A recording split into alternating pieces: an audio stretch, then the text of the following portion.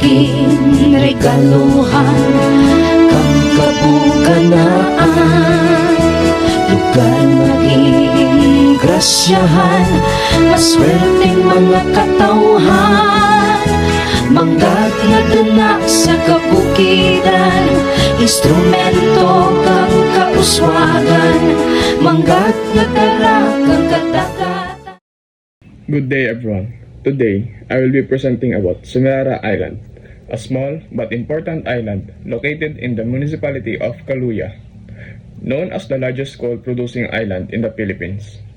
Semirara plays a big role in supporting the country's energy needs. Despite its industrial importance, the island is also home to beautiful coastal landscapes, rich natural resources, and a vibrant local community. In this presentation, I will discuss its history, important people, geography, and culture to help us better understand what makes Semirara Island unique.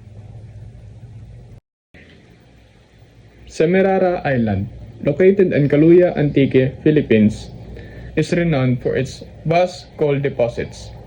The island's name, Semirara, is commonly attributed to the localized Spanish-influenced contraction of semi-rara, which is often interpreted in local lore to reflect the rare or valuable nature of coal deposits found there, often referred to as sedimento or rare coal.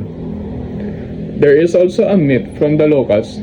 They said that the name Semirara came from a couple named Semi and Rara, who rowed a boat and came upon an island, stayed there, and named it Semirara. Semirara Island is the main coal mining hub of the Philippines, producing over 90% of the country's coal.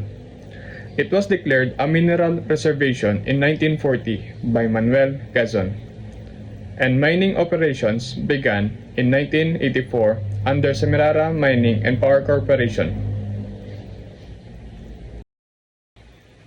Whatever you do today must be better than yesterday.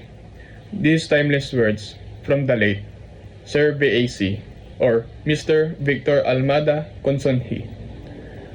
Sir VAC's impact on the people of Barangay Semirara remains immeasurable. Through his unwavering dedication, visionary leadership, and commitment to community development, he touched countless lives and inspired positive change in our beloved barangay. His passion for progress, education, and environmental stewardship has left an indelible mark on our community, guiding us to strive for excellence and continuous improvement in all that we do.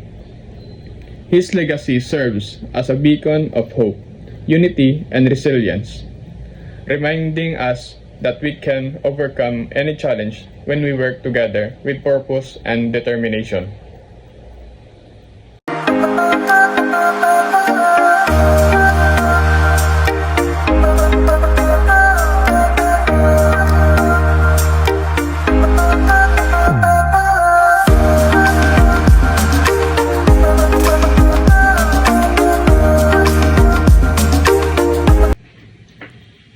Semirara Island is located in the province of Antique and is part of the municipality of Kaluya in the western Visayas region.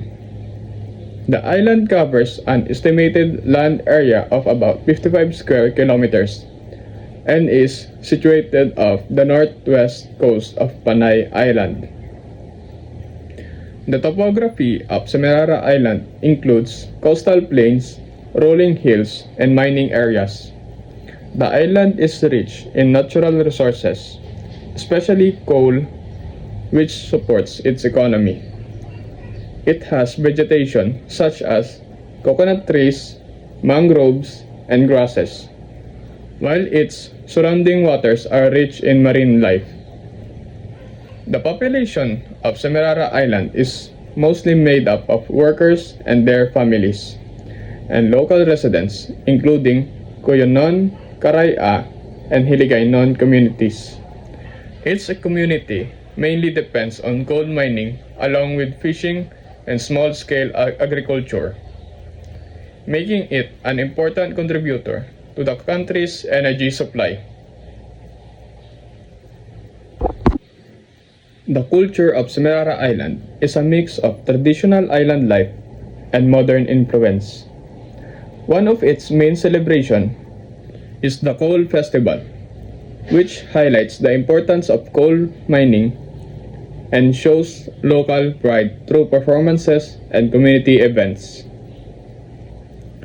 Food in Semirara Island is mainly based on fresh seafood like grilled fish, crabs, and shellfish, along with simple dishes such as dried fish or daing and rice. Customs and traditions remain strong, especially bayanihan, helping one another, along with close family ties and strong religious faith. In terms of infrastructure, the presence of Semirara Mining and Power Corporation has contributed to the development of housing, schools, sports facilities, and healthcare facilities, improving the overall quality of life on the island. Despite its industrial nature, Semirara Island also features beautiful tourist attractions such as its clean beaches, coastal landscapes, and nearby small islands, making it a place where natural beauty and economic activity exist together.